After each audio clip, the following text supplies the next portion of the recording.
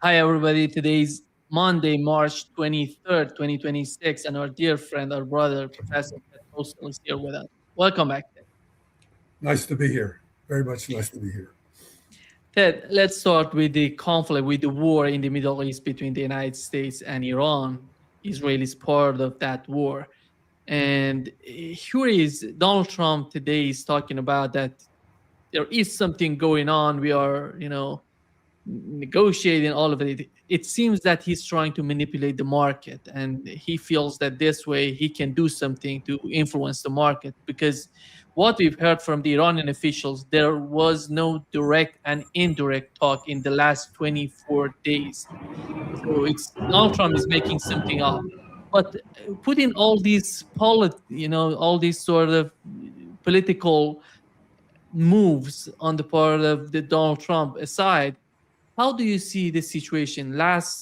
Yesterday we've learned about the two missiles getting to Damona and Arad. Yes. And what can we understand about the current situation with the air defense system, with the missiles, and the dynamic of the war? Well, I think the air defense doesn't exist. I mean, it's a fiction. It's been a fiction from the beginning. Now they're talking about running out of interceptors, which I think is true. But the interceptors weren't doing a very good job to begin with. So, right from the beginning, we really haven't seen any significant contributions from the missile defenses. Now, I want to be very circumspect. I apologize to the audience, but uh, I think there is. Well, I have some very reliable information from Israel, and I think the situation there is, in my judgment, not very good. Which, of course, is important for people to understand because the blackouts are are the Israeli information control is, as far as I can tell, is has does nothing for the public in Israel who is suffering. Just of course, just as the public in Iran is suffering greatly, and these blackouts really conceal information from people who might, by reacting, have some constructive influence on the outcome of this, on the evolution of this terrible war, this war of choice, as most people point out. And, the indications are not changed with regard to Israel in the sense that there's no question that significant damage is being done. It's not on the scale that is occurring in Tehran, but Israel is a smaller country, and disrupting it is a much less demanding job. And of course, the objective of Tehran is to disrupt Israel as best it can, and it seems to me it's succeeding very well. I mean, the air raid sirens are going off several times a night. People have no choice but to take shelter. This, of course, disrupts their whole family environments. In the case of some people, who have shelters, not everyone appears to have shelters, although I thought that was the case, but I've learned differently. And so people open their shelters to neighbors. People are sleeping on mats underground. Many people are homeless. They haven't been killed or injured, but they're homeless. There are many killed, there are many injured. Um, Israel has a pretty good civil defense effort, which basically means taking shelter. That is fortunately saving lives, but the disruption to the society is tremendous.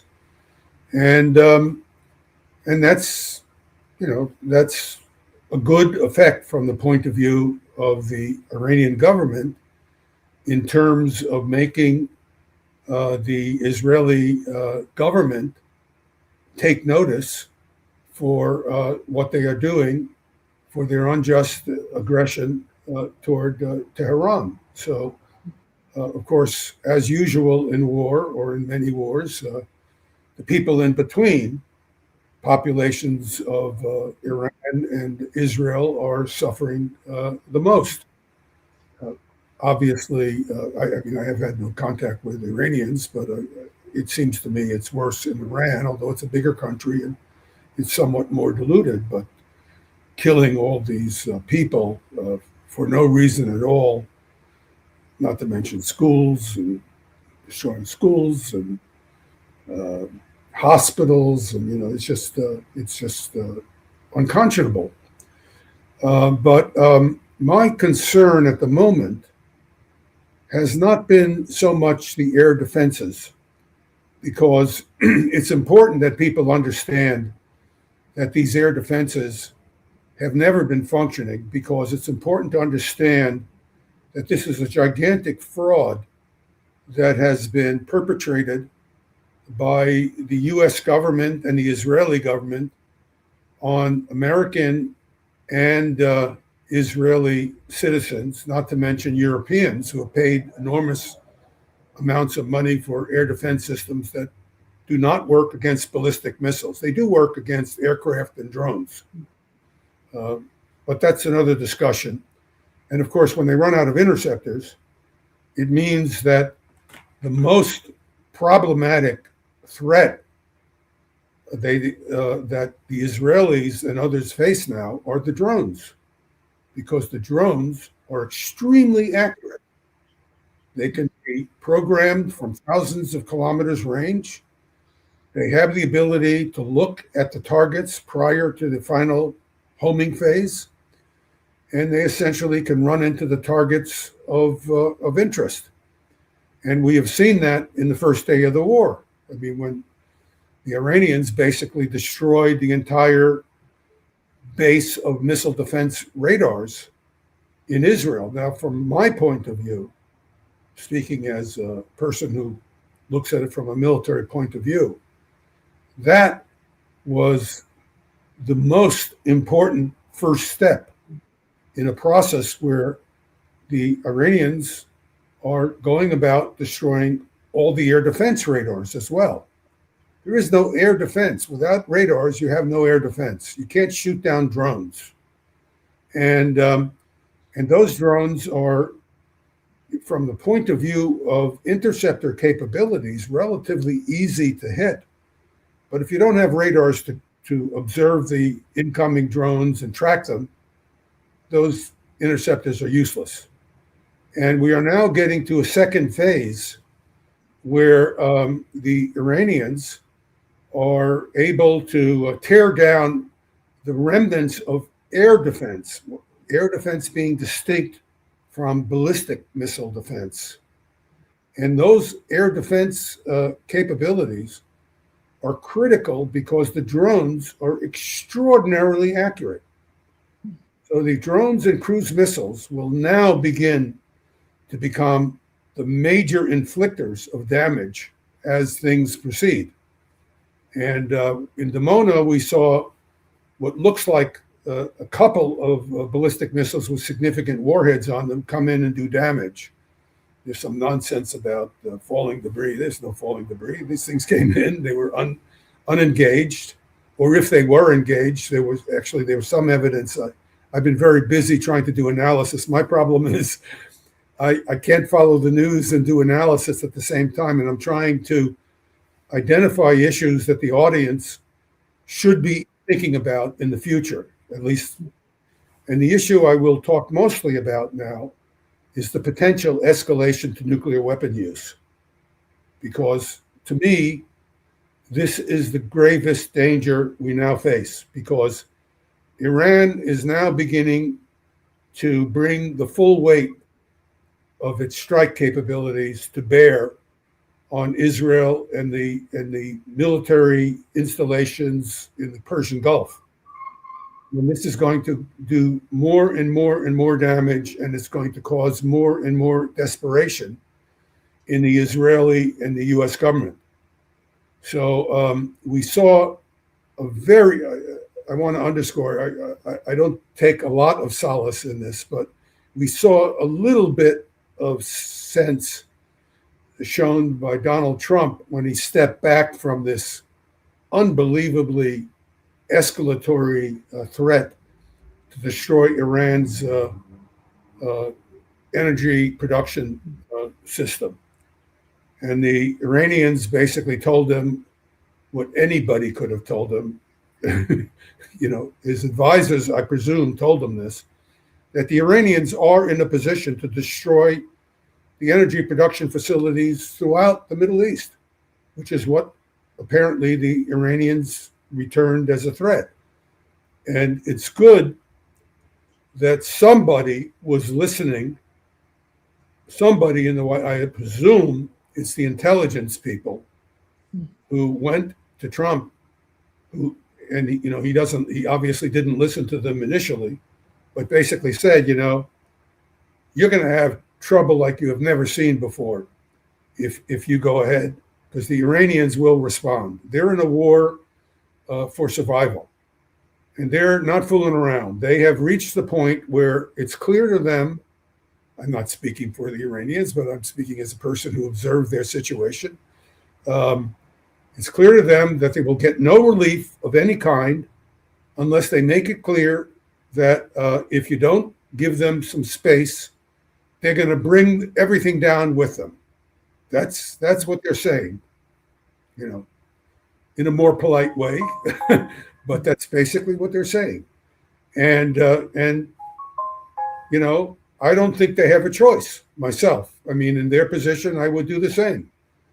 I mean, they agreed to this Joint Comprehensive Plan of Action in 2015, which was an exceptionally constraining agreement, which I take as an indication that they really weren't ever trying to, well, maybe at some point earlier, they were thinking about building nuclear weapons, but there's no way they would have agreed to this Joint Comprehensive Plan of Action if they ever intended to have a nuclear weapon or wanted a nuclear weapon.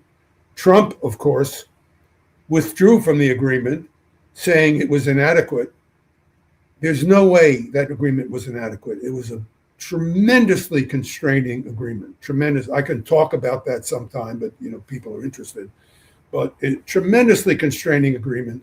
And it really, if people had followed the terms of that agreement, and those terms included relief for Iran, economic relief for Iran, which was not followed through as promised. If that had happened, we wouldn't be in the situation we're in today. So it all falls on Mr. Trump and his reckless behavior. Incidentally, a lot of it falls on Biden too, because when Biden took over after Trump had withdrawn from the agreement, he sat on his buttocks and did nothing to bring that agreement back in. The agreement should have gone in immediately.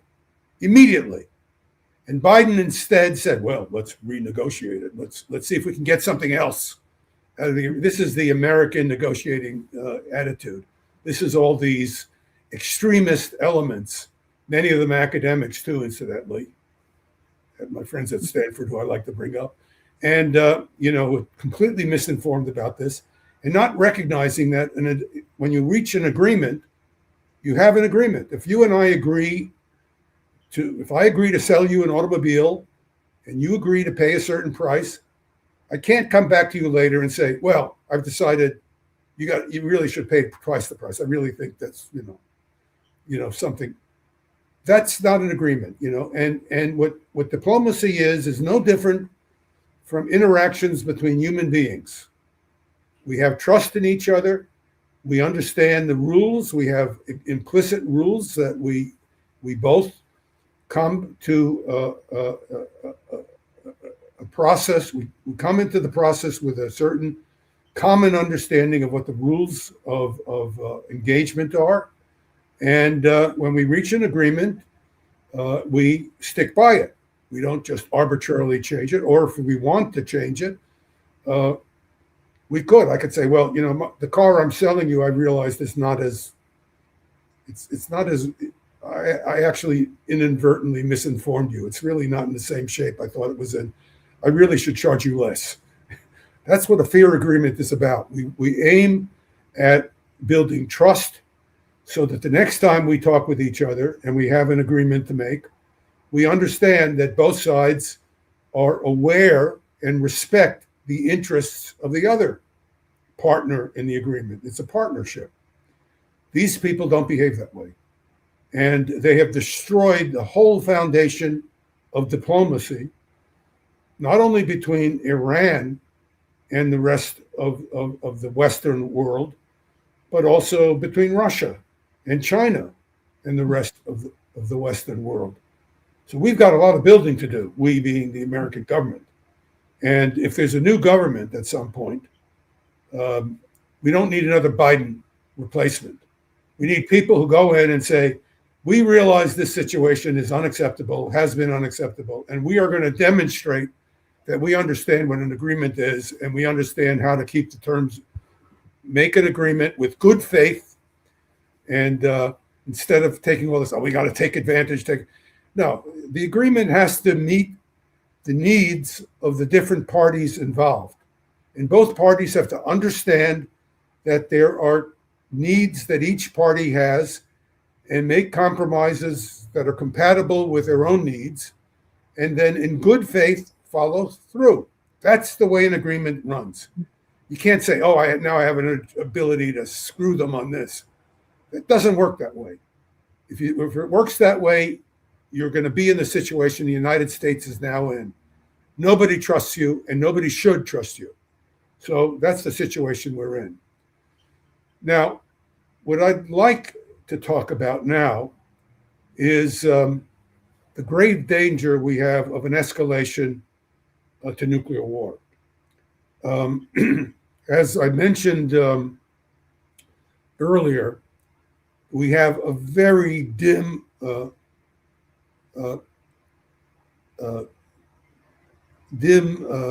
ray of light in the Trump backing away from this absolutely crazy and outrageous threat he made against the Iranians, and understanding that they meant business. But what is of concern to me, and I hope, and I think it will be to your audience as well, because everybody's trying to understand what's going on, and war is fundamentally unpredictable, is as this conflict evolves, the situation of both sides is going to be changing. And the Iranian leverage is going to be increasing. It seems that way. I was not sure of this initially, incidentally. I was skeptical that Iran could do the tremendous levels of damage with ballistic missiles that they're now achieving. Part of that, I might say, has to do with the estimated accuracy of their ballistic missiles, which I talked about on several occasions. In the earliest attacks, the accuracy of those missiles were less. They were not as accurate as the missiles we're now seeing. Now, I had no way of knowing. I mean, I was suspicious of this, that they were using older missiles. And the purpose they had in mind was to cause the Israelis to use up their interceptors on the older missiles, which were not very effective to begin with because many of them were breaking up at high altitudes. Many of the warheads went to ground and clearly did not explode. You could see that there were no flashes on the horizons in many cases. So those warheads were not as reliable as the warheads on the more modern ballistic missiles, which are re-entering on more stable trajectories. So we're now beginning to see a shift. Now, what we don't know, but we can make a pretty reasonable guess about, is how many of these more modern ballistic missiles the Iranians have. Well, we don't know. But we also don't know how many modern drones the Iranians have. And we can bet, in the case of the drones, that there are a boatload of these drones, that the drones are more numerous in significant numbers relative to the ballistic missiles. They're just so much less expensive to make. They're so much easier to manufacture. The base for manufacturing them is available elsewhere. I mean, China can manufacture these things at a fantastic rate. We don't know how much help the Chinese will choose to give the Iranians, and they may well be doing it or will do it. The Russians are the same.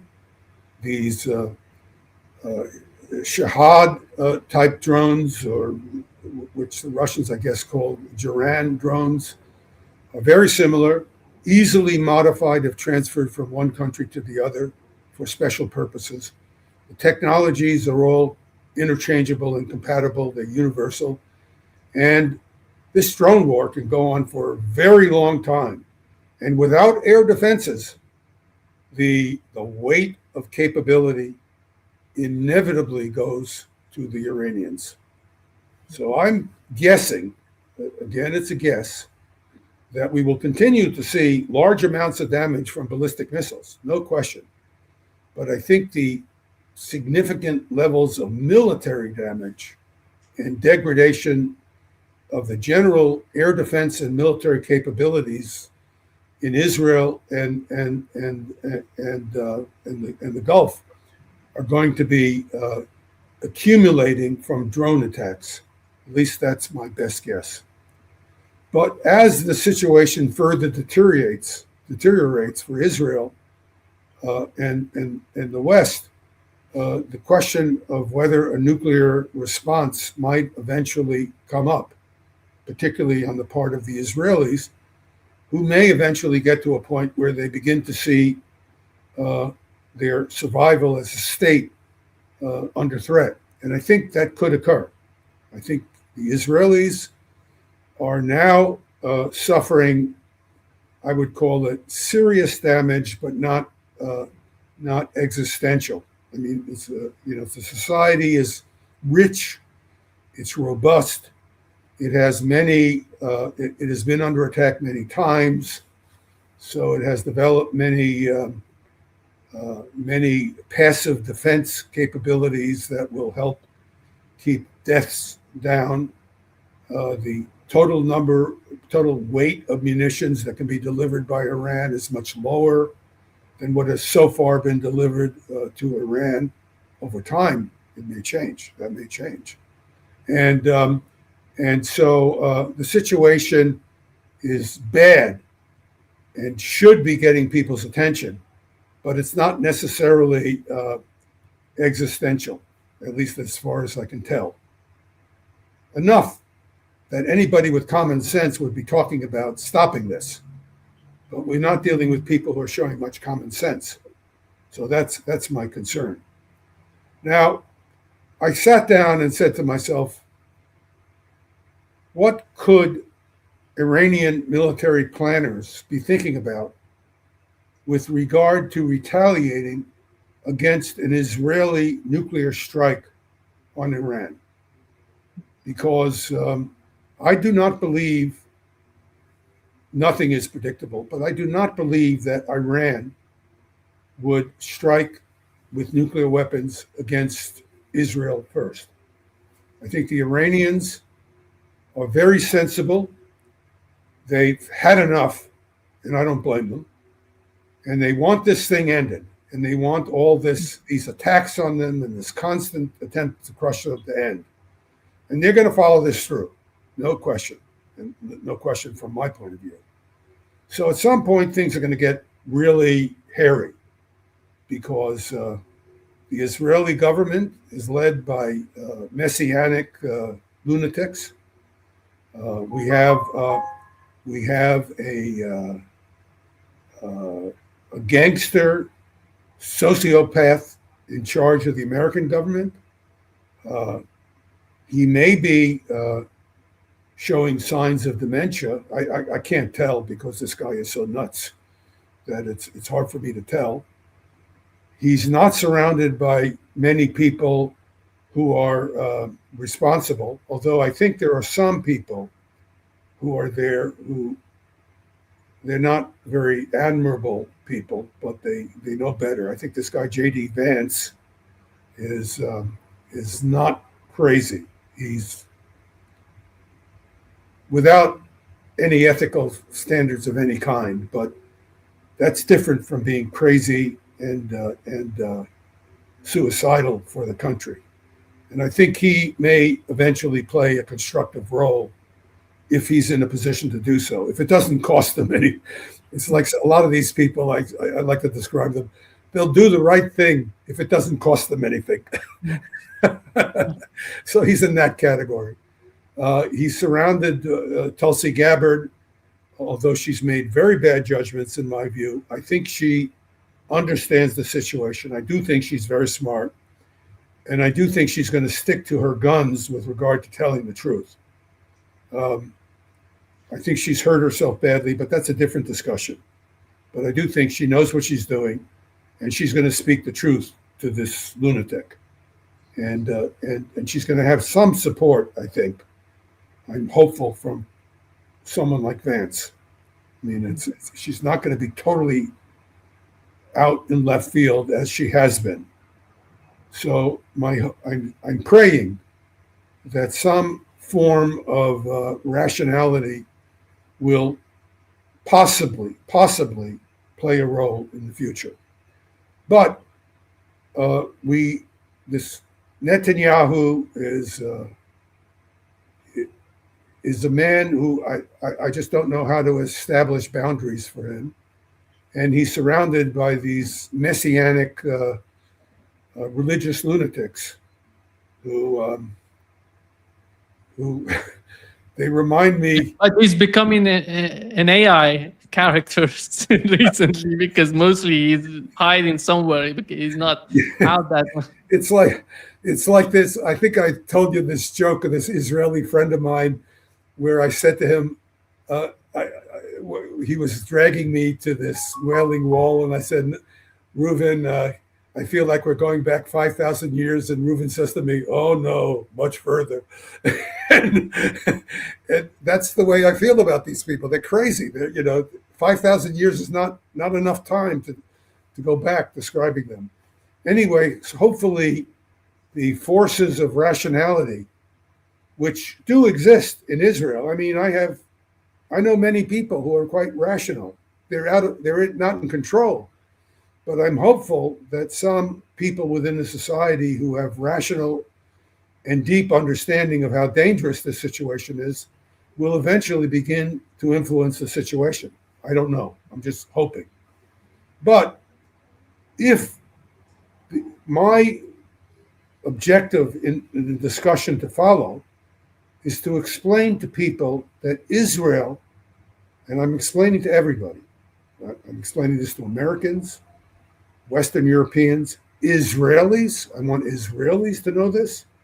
I want the average Iranian to know this. I want the Gulf state leaders to know this, that a nuclear attack on Iran will almost certainly be answered by an attack on Israel, on a nuclear attack on Israel. Iran has the capacity to do this. They may not be a nuclear weapon state now, but if they are hit, they can sit in those tunnels because they can't close the country down. With even tens or dozens of nuclear weapons on Iran will not end Iran as a functioning, diversified state. Its underground facilities will continue to function, and they will be able to take that 408 kilograms of uranium hexafluoride they now have and convert them to 10 or 11 atomic bombs.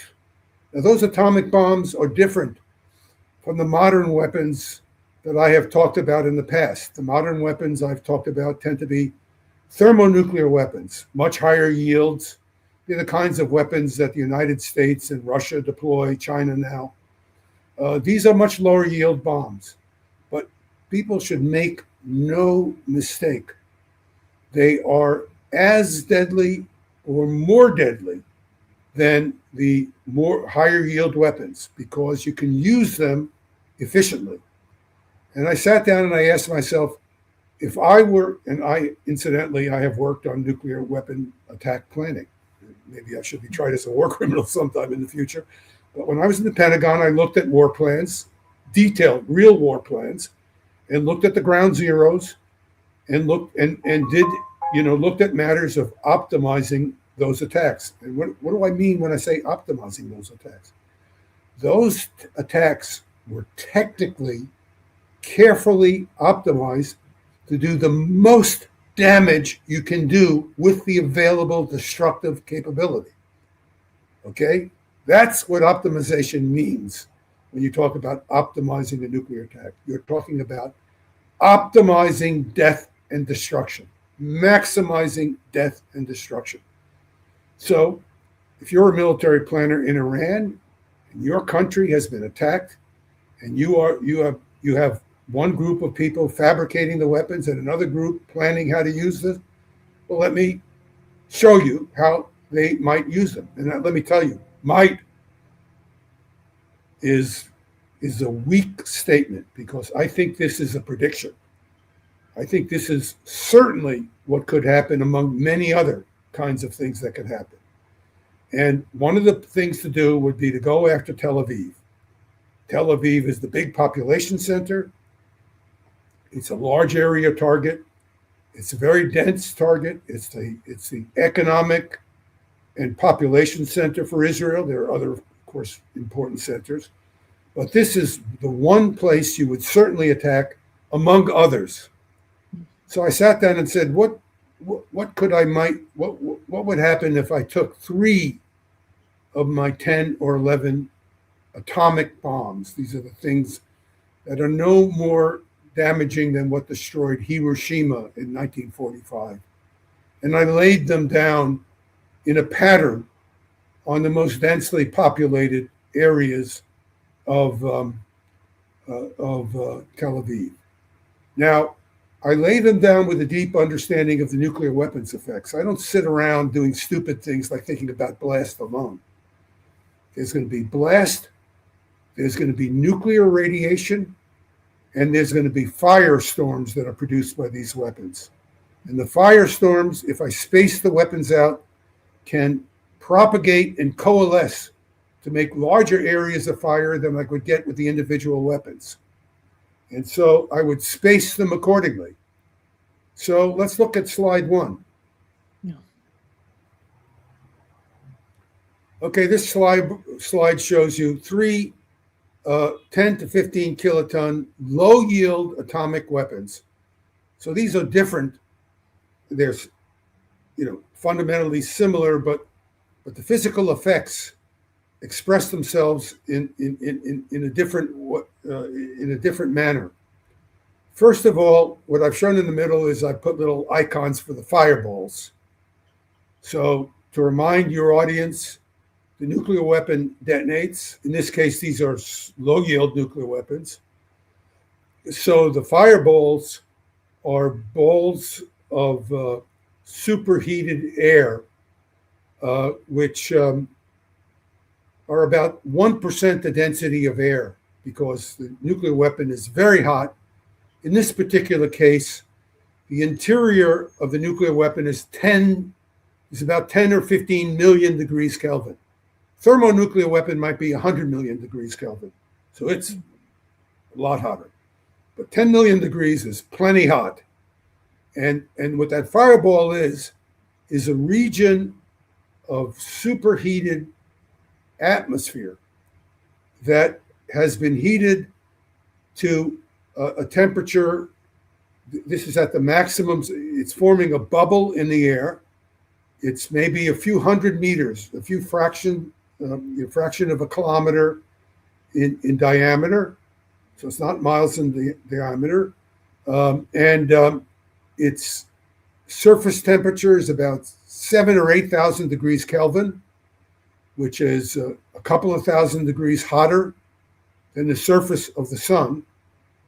And that yellow area below is the area on the ground where fires will be set. So this is showing you the rough area. Notice there are areas in between where where the fireballs will not necessarily be bright enough to set buildings and outside trees on fire. They're open areas. And that's intentional. I've spread this thing out intentionally far enough so this occurs.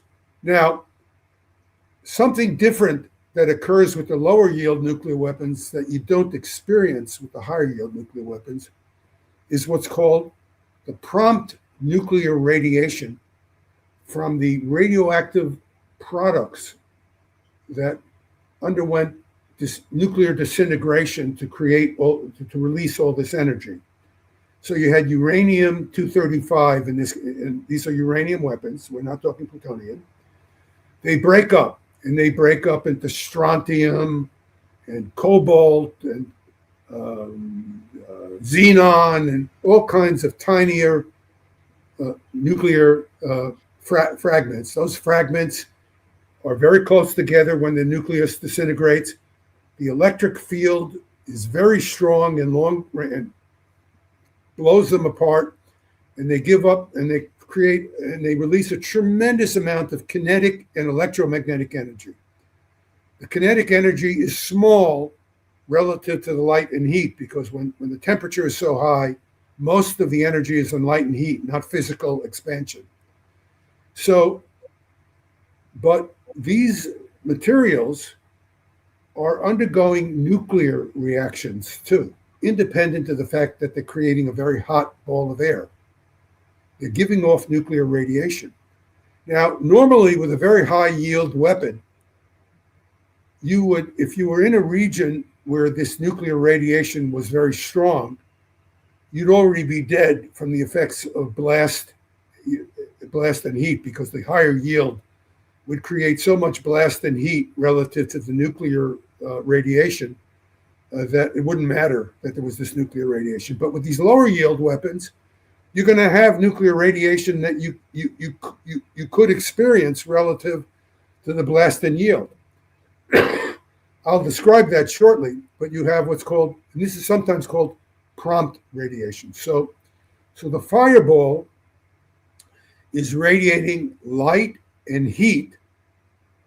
There's a blast wave projecting out from it, and at the same time, gamma rays and neutrons from these nuclear radiations from the disintegrating nuclear material.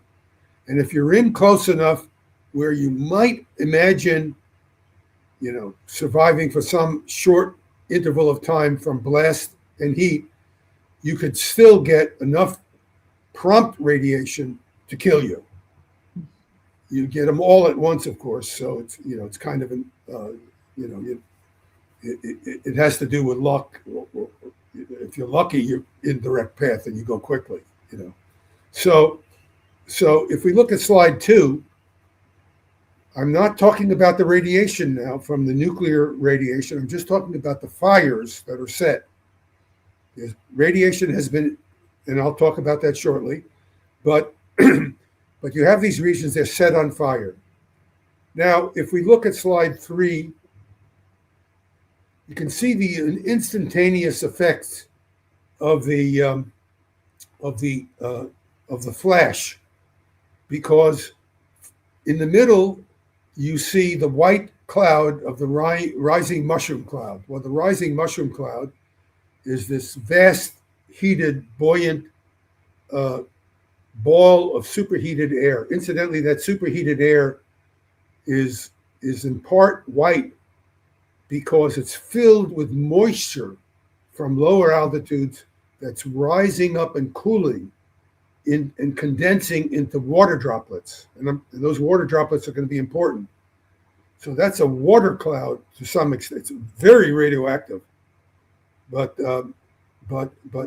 that's different from the stem you see below, which is a smoke column, which is just following up the path that was created by the moving air from the buoyantly rising mushroom cloud, which is just buoyancy is carrying it forward. It's got a draft behind it. That draft is pulling in smoke from the fires that are violently burning on the ground. Now, the most violent fires are burning close in. Further out, the fires are not so violent yet. So instantly, within seconds, you have these violent. So if we go to slide 4, we just see the same situation with Hiroshima. The first slide was not, so same exact phenomena. Slide 5 just diagrams the phenomena. And the point of slide 5 here is to show you that the top of the cloud, which is depicted now as a yellow background or grayish background, those are very hot air, condensed water droplets, because as the cloud rises, it expands and cools, and there's water vapor up there that's going to be mixing with the ash that's coming up from the ground below. So if we go to slide 6, just to get a sense of what's happening on the ground, out to about half the diameter of the little red circles I showed you on slide 2, the blast wave is very intense along with the heat. So we're not at the outer edge. The outer edge, you don't see this kind of extreme. If we look at the 1 second after the detonation on the second to the right inset on the top row, you see the front end of this building burning off from the fireball.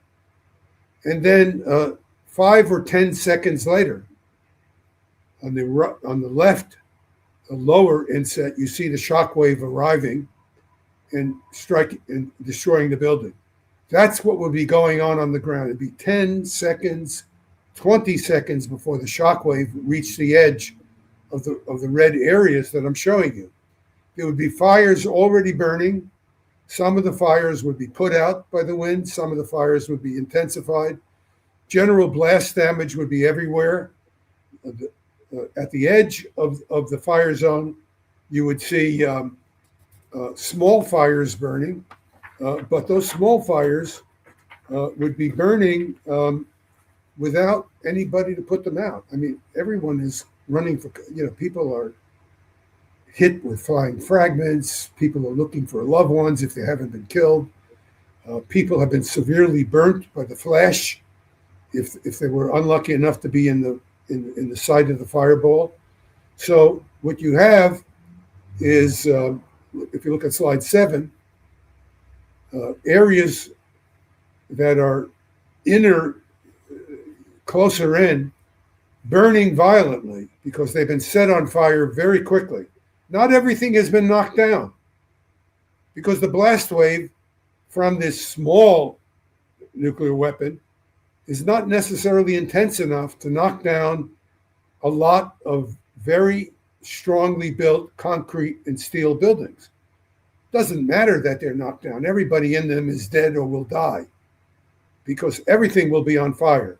There will be towering infernos. The whole city will be towering infernos, even at the edge of the fire zone, because the fires will be set inside taller buildings. There will be no way to stop the fires. There'll be no water pressure for sprinkler systems to work. And everything will just become a gigantic fire zone. So if we look at slide 8, what we will see is a zone of intense fires, the most intense fires within tens of minutes of the detonation. So we're talking tens of minutes now. I've tried to depict it as a zone of increasing intensity of fires in the middle. And then in the next slide, we begin to get the buoyantly rising air from the burning separate zones of fire. Let's go to slide 9, please. And what's happening here now is you have buoyantly rising air, which is which is causing wind from the outside to move in from the cooler areas where air is more dense and flowing in, eventually uh, becoming a gigantic mass fire. Let me show you. Let's go to slide 10. So this is what the whole area would look like. So by spacing the weapons out, I can intentionally create a zone of extraordinarily intense fire. So it's a different kind of, I mean, it's the result is equal. It's the same. Everyone is killed. I mean, this is not, there are no survivors in this zone. Everyone is killed. It's just a matter of whether it's tens of minutes or within a few hours, because the air temperature will rise to above the boiling point of water in this giant zone of maybe 20 or 25 square kilometers. So, large area. The air temperature driven by fire. The air temperature is not from the nuclear weapons, it's from combustion. It's from very high air speeds. The asphalt on the street will literally become molten and melt. Rock associated with buildings that will become superheated. People in underground shelters will be trapped. They will not be able to go anywhere because there'll be high winds, extraordinarily high wind temperatures, air temperatures. Those who are in shelters which can be sealed, some of them could be, some of them won't be, may be able to survive for hours before carbon monoxide and heating, and the heating from the stone above seeps into causing them to be gigantic ovens where they will either die of carbon monoxide poisoning if they're lucky, or will be roasted by the intense temperatures generated by the fires. So what we will see in slide 11 is this entire area burnt out. But this is not the area of total destruction. This looks too clean. It's much too clean to give you a true understanding of how devastating and how toxic the environment would be. So if we go to slide 12, what I've shown here is the range, the graph on the right is the most important. What basically this shows you that the vertical curve is the dose in air in rads. It's not that very important. Basically, the flat red line shows you the dose at which you would get enough radiation from the flash, the radioactive flash, which is emitted in seconds. This is happening in seconds. It's not a long time later. It's sometimes called prompt radiation. And that's going to go out to about a kilometer range.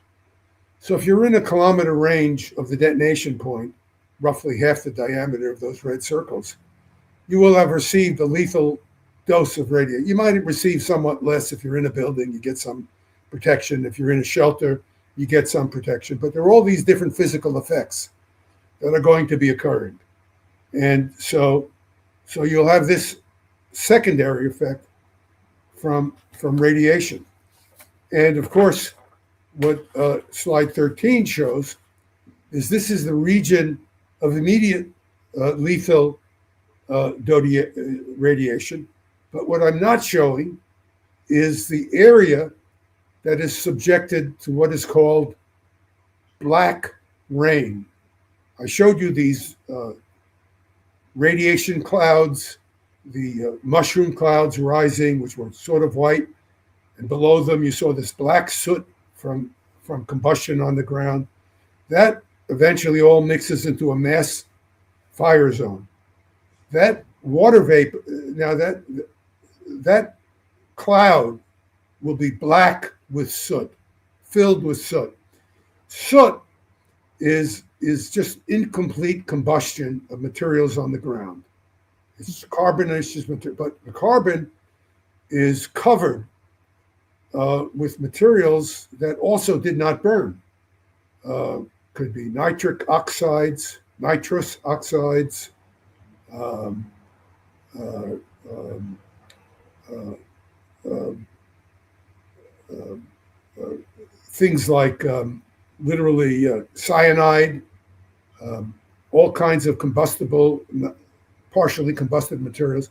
This stuff is not only it's in the soot, but it's on the soot, and people will be breathing that in as the fire goes on, and that stuff will get into the lungs. Like nitric oxide will tend to block the oxygen absorption through the membranes in the lungs. Cyanide obviously will be poisoning people. The carbonaceous material will do damage to the delicate mucose on the inner lining of the lungs. That will create a tremendous toxic hazard to people on the ground who will be caught in the fire zone.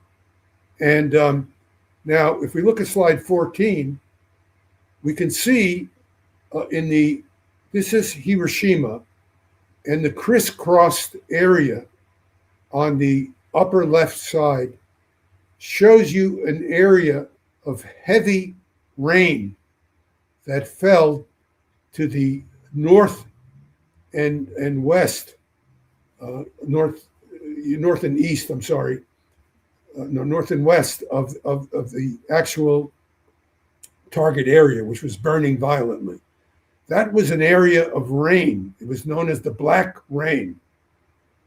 That rain is, you have soot in the air, water vapor, which is condensing because the soot forms condensation regions in the sky for the water vapor to condense on. The water particles grow in large enough to become droplets and fall to the ground. And this was a black rain that fell to the ground. The black rain is radioactive. It contains toxic materials, and it can be falling intensely an hour or more after the rainfall. So if I show you slide 17, what I've done is projected that area of black rain from the one Hiroshima detonation onto one location, making an assumption about wind direction of the areas of Tel Aviv that would be subjected to this black rain. Now, of course, if we go to 18, I was very late. I have not had a chance to put all these graphics together. I'm literally putting it together. As you know, I was late for our presentation. You can see that there would be a vast area that would be subjected to intense rainfall filled with black toxic rain. Now, I do not have details of the extent of the contamination at this time. This will be for a later discussion because I'm now in the process of doing the research on this, because most of my analysis has been for higher yield weapons when I tell people about nuclear. So this is a different situation. I mean, it's obviously deadly, but it's different in character. And I'm taking the trouble to lay it out because it's my experience from dealing with people in the past that if you lay it out and you talk about it in a candid way, it becomes more real. It's not just an abstract, oh, here's a blast area, everyone's dead. Well, of course, that's terrible, and that states the final fact. But what's really important to understand is how this happens, because if you understand how it happens, you begin to internalize it as a human being. And that's what I'm trying to do here. I'm trying to help you understand what some poor human being, I'm trying to build the empathy that we all should have for other human beings. Some of us are lacking, unfortunately, but we should all have for other human beings by making this as real as I possibly can. That's what I'm doing. I'm not trying to punish the audience. I'm not trying to say, oh, look, let me show you all these terrible things. I'm trying to help you understand the reality. And my hope is that by understanding the reality, you will understand consequences in a more human way. And by being by having a more human understanding, you will be more motivated to do something to divert us from this path. And that's basically my aim in this kind of, very unpleasant discussion. So if we go to slide 22, what we have is an area of 20 odd kilometers, which is burning and sort of internally, hot air is rising. The temperature on the ground is above the boiling point of water. The air speeds a hurricane force. The air above is buoyantly rising. So, for example, if you wanted to fly a helicopter in to save some people, you couldn't do it. The upward moving airflows would be hundreds of miles per hour. The helicopter would be shaken to pieces. You could not fly in to save people. You're in that zone, you're gone, you're dead. There's no hope for you. So what you have is, like in slide 25, this tremendously, violently rising cloud, 25 to the right, of turbulently moving air filled with smoke, toxic smoke. Even an aircraft like a helicopter could not fly through it. There'd be no helping anybody. And when you get to 26, would show you the ground situation. You'd have literally tornadoes on the ground from unevenly burning areas would cause tornadoes to form. So wind speeds in some areas would be much higher than in others. Flying debris would be traveling at hundreds of miles per. You could be hit with flying debris. The flying debris would be violently burning flying debris. So the fires themselves, it would be like when you take a bellows and you put it into a fire, and you make the fire more intense. This fire-generated winds would be tremendously higher situation you would see. Slide 32 just shows you how the streets would be filled with debris after the attack. The streets would be so hot. I'm talking tens of hours, maybe a day or two after this phenomenon. Notice buildings could be, this is Hamburg, but this could be Tel Aviv. Lots of buildings could still be standing because the blast wave would not have been intense enough to knock down everything. But everything combustible would be gone. And the heat contained in the rocks and the asphalt would be so great you could not bring a tracked vehicle into this area for days. So nobody in this area would survive. So if we look at slide 34, which shows you a small area of Hiroshima, what it looks like in slide 35 is very close to what you would see in downtown Tel Aviv. You'd see, next slide, please. It would look like this.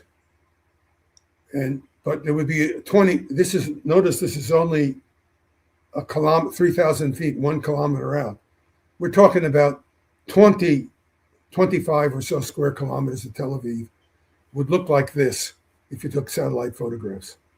So that's what the result would be if the Israeli political leadership said, we're going to attack Iran, and those guys will not be able to respond. So we're going to end this by a nuclear attack on Iran. And that would be the result for Israel. It would also be the result for those unfortunate victims of an Israeli attack on Iran in the zones where the Israelis hit with their relatively low-yield nuclear weapons.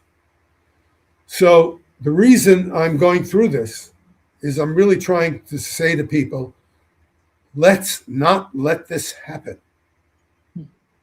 The idea that you can finish off Iran, if you some Israeli lunatic, by attacking Iran with nuclear weapons is a pipe dream. Iran will have the ability to construct the nuclear weapons. And it might be weeks or even a month or two later. But this will be the final outcome. And nobody will win. Nobody will win. So what I'm trying to say is sober up. Let's sober up and start thinking about bringing this thing to a stop. And I'll end here. Yeah. I think everybody should understand the reality of using nuclear weapons. As you've mentioned, it's going to be devastating for every party. Don't think because they're lower yield weapons, the price isn't as high. It's just slightly different than how it plays out. But the net result is millions of people are dead. Millions of people. Yeah, exactly. Yeah. Hope the people who are in the decision makers in the United States, in Israel, in Iran, they're listening to you and what's. Well, as usual, I hope I've ruined your day, the day of your audience. But I hope we're avoiding something that's worse in the future. Exactly. Thank you, Ted.